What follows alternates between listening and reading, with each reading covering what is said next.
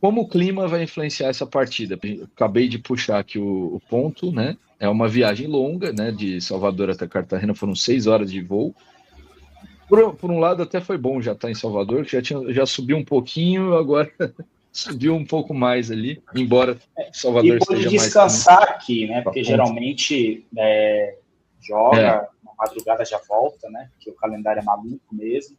E o Palmeiras ficou aqui, treinou no CT do Vitória, né? Então conseguiu ter um pouco mais esse descanso físico para poder viajar para a Colômbia.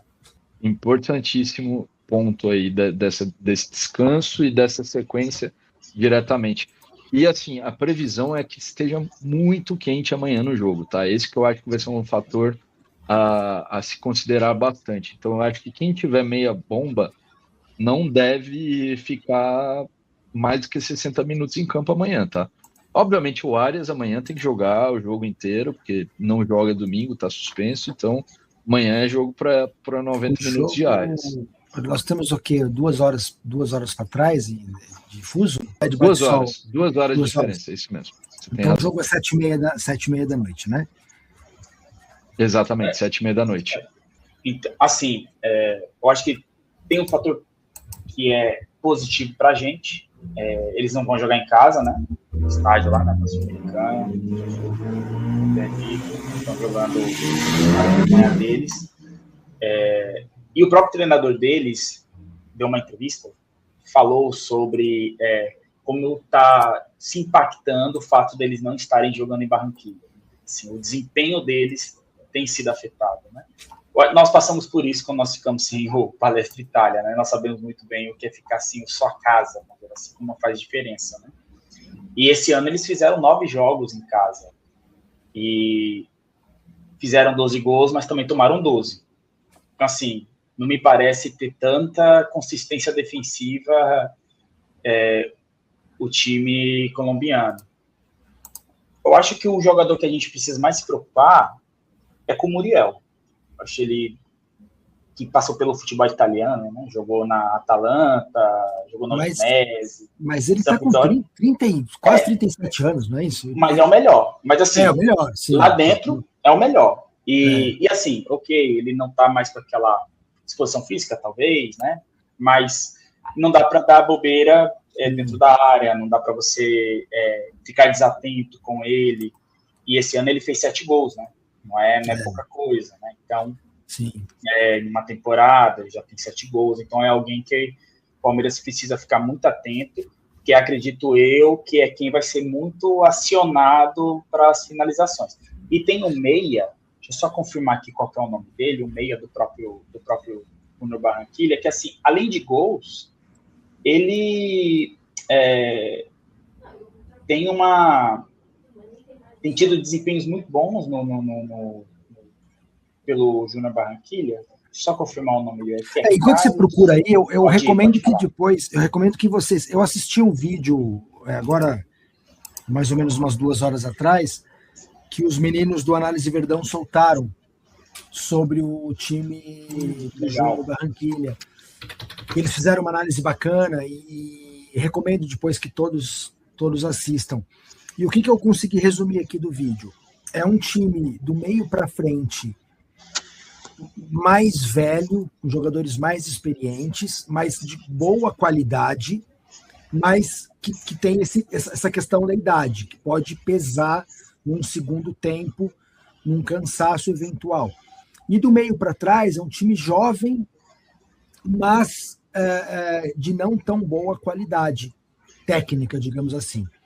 Então é um time que tem esse desequilíbrio aí, tem uma defesa jovem, mas uma defesa não tão boa, e um ataque, do meio para frente, um ataque melhor, de mais qualidade, mas já com o peso da idade aí, alguns jogadores com o peso da idade nas costas.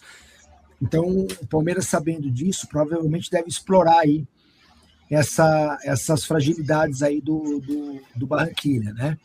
Você prevê um jogo mais físico? Só para falar o nome rapidinho, Ale, do jogador, é Christian Barrios. Tá? O nome dele é um meio-campista, bom, não é ruim, é bom jogador. Peguei alguns melhores momentos antes de entrar aqui. Os times colombianos, Pedro, não são times físicos, né? Geralmente originariamente são times que jogam mais soltos, sim, times mais de toque de bola, mais o futebol colombiano. Mas Libertadores, e aquela história que a gente vem dizendo, né? A primeira rodada da Libertadores ela é muito importante porque está todo mundo zerado de pontos. Sim, então o Júnior entra vou classificar, né? Todo mundo entra com os. Diferente de uma terceira rodada, que você já ganhou 3 jogos, 2 jogos ali, o adversário, então, né? Ali entra todo mundo igual. Então, a primeira rodada é muito importante por isso também. A gente precisa lembrar que está todo mundo zerado ali de ponto. Bom, e a primeira rodada, cara, só acrescentando, ela é que vai ditar as estratégias de poupar ou não que a gente está discutindo aqui. Se você fizer bons resultados, assim, saldo de gols, 3 pontos, nas primeiras 2, você já consegue prever manejar melhor seu elenco ali para os próximos jogos. Porque aí você já vai fazer, nesse mês a gente vai disputar 9 pontos, 6 fora de casa. Os outros 9 a gente vai disputar, os outros 6 dentro de casa. Então, conseguindo boa pontuação nos primeiros jogos, a gente já consegue fazer estratégia para poupar e chegar mais inteiro ao longo da jornada. Não tenho dúvida que se o Palmeiras estiver ganhando o jogo com uma certa margem ali, não necessariamente de gols, mas de domínio, ali, né, nos 20 do segundo tempo, a cabeça do Abel já vai estar lá em Itaquera. Não, independente do resultado, eu imagino. Empatando, ele tirou Flaco. Eu acho que a nossa também, né? A nossa também. A nossa também. Penso que talvez, arriscando o planejamento da diretoria, né, que eu tenho uma impressão que contra o Júnior e o Corinthians, o Barranquilla e o Corinthians, nós vamos com força máxima esses 2 jogos. Sim. Com aquilo que a gente tem de melhor. E esse trio de jogos em casa, Sport Cristal, Atlético Paranaense, serão as rodadas que nós... Pode até encaixar o Bragantino ali, quem sabe, né? Mas, assim, eu acho que pelo menos esses 3 serão os jogos que eu espero, né? E eu acredito que são jogos que a gente vai rodar. Você acha que a nossa formação deve ser essa daqui? Eu ia falar para você já botar na formação aí, porque seguindo o nosso tópico aqui, a gente ia falar um pouquinho de formação. Esse é o padrão que a gente tem tido. Né? Minha única dúvida é se o Arthur tem condição, se foi só uma cãibra, ou se a gente vai improvisar o Kelvin aí na esquerda. O que eu ouvi é que foi só uma cãibra. Tá? Então a informação que eu tenho é ele.